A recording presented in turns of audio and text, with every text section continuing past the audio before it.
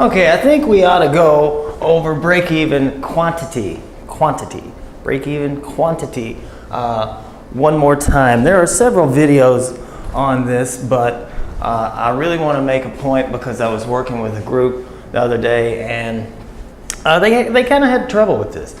And when I first saw break-even quantity, the formula right here was all fuzzy. It looks like accounting and all of that stuff, but it's not that difficult. We have fixed cost in our equation, the price, and our variable cost. That's it. That's it. That's it. Our fixed costs that are basically locked in and don't change with an increase or decrease in production levels or production units. We have such things as utilities, rent, employees that are always on the payroll, and things like this. So we have to pay our rent even though we don't make anything. We have to pay our rent even though we make $1,000 units, but our rent didn't go up. So our rent is a fixed cost. It remains the same. Now, the next one here that I have listed could be considered both. Utilities. If we don't use a lot of utilities, our utility bill for the lights is $20 a month or whatever, and our operation doesn't really use utilities, then utilities could be seen as a fixed cost. Here again, the employees at a store. If the store is open, it needs to have people in the store, and these people are usually employees, and whether or not you sell anything, you still have to pay the employee.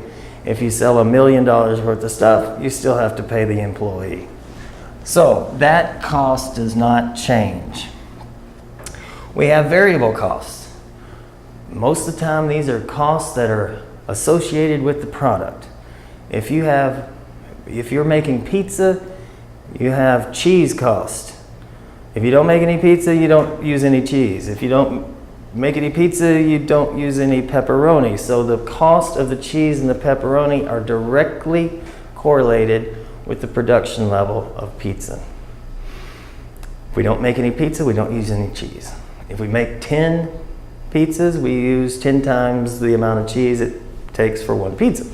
So these costs could be move right along with the units. And when we're factoring in the cost, finding the cost of each unit that your project is going to produce, as you know, you need to know the variable cost, all of the ingredients, all of the materials that go into the candle holder or whatever, and get a cost on each material that goes into that product per unit. Sometimes utilities will be a variable cost if our product requires a lot of usage of butane, electricity, things like that. So I made a little very simple example here. Ideals are usually 25 cents. If I give my boy 25 cents, he goes off and he comes back with a shilling. Comes back with an ideal. But the shop, doesn't make the ideals. The shop buys the ideals from somebody who makes ideals, and then they sell the ideals. So that the store, the ideal is 25 cents, but the store actually pays 20 cents for the ideal, for example. So here's our operation. We're going to sell ideals. Our price is 20 cents. But now we know that it's our target cost price is 20 cents, because if we break that 20 cents, then the store's not going to make anything and they don't want our ideals.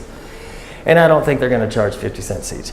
So our fixed cost in this case, we're going to rent a first floor, room or something, maybe from grandma, and she's going to charge us $80 a month or whatever. $80 a month for rent. If we don't sell any ideals, we still have to pay grandma You don't want grandma to go without her rent money, right? You still have to pay grandma her 80 bucks. And if you sell 20,000, grandma won't know and she still get her 80 bucks, right? And our electricity for the freezer is gonna be about 20 bucks a month. So our fixed costs in this case are a total of 100 bucks a month. So we can go over to this formula and our fixed costs equal 100 bucks per month, we'll say. Okay, now we've got that part. Actually, we already have our price. Now we'll look at our variable cost. Sugar. I have no idea how much sugar costs or how much goes into an ideal. This is an estimate. Our variable costs are sugar. Let me see, an ideal has sugar, it has flavoring. Oh shucks, I forgot the water. Oh boy, gonna have to add the water. Go back and start over. For our purposes right now, I don't know. The bag is now 2 cents and our water, how could I forget the water, is 1 cent. Okay, so our sugar's 5 cents, flavoring is 2 cents, our little plastic bag is 2 cents, and the water's 1 cent. So we add all these up, 5, 7, 8, 9, 10, we get a total variable cost per ideal of 10%. So our variable cost is 10 cents and our price equals 20 cents. So we'll plug these numbers into this little formula and see what our break-even quantity, it's not a dollar sign, it's a quantity, it's a number of units. So it takes us 10 cents. Okay, first of all, I'll put our fixed cost up here. Just like that. Well, I'll put it over here if I can. 100 bucks divided by our price. This is our price that we sell to the store is 0.20 minus our variable cost. Our variable costs are 10 cents. We have 10 cents. That would equal, I hope you can see this, 100 bucks divided by 10 cents. Now, I'll come back over here. We have our 100 bucks divided by our price, 20 cents, minus our variable cost of 10 cents. Will give us our formula here, our fraction, 10 cents divided by, 100 bucks divided by 10 cents. This 10 cents is our profit margin. It's not profit yet, it's our profit margin per unit. We get a profit margin of 10 cents per unit. Now, our fixed costs are 100 bucks. So, if you divide 100 bucks divided by 10 cents, you would get 1,000 units. So, the question is, how much will I make if I sell 1,000 ideals? How much will you make? Well, some people will say 1,000 times 10 cents is 100 bucks. I just made 100 bucks. Some will say I sold it for 20 cents. I should have 200 bucks. But actually, it doesn't work that way. We have to pay for these fixed costs. So this is actually a break-even amount. It is not profit, it is not a dollar sign, it is units. In order to cover our $100 of fixed cost, and we're selling ideals for 20 cents minus our cost of 10 cents, we get 10 cents each, we have to sell 1,000 of them to break even.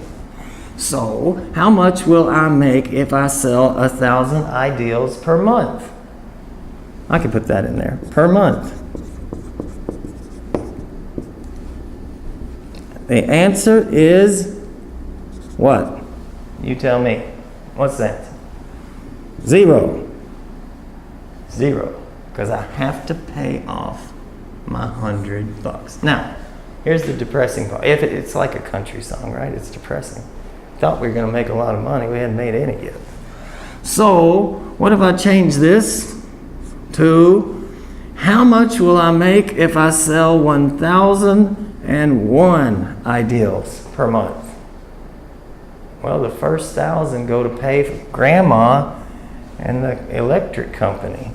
So if you sell 1,001, you have made a whopping 10 cents. You just turn on the country music station. That's depressing. You have to sell 2,000 to make $100. So it's break even quantity. It's not a dollar sign. It is an amount, units. So I hope that explains things. And this needs to be in your project. Know your fixed costs. Know your variable costs. Know your price.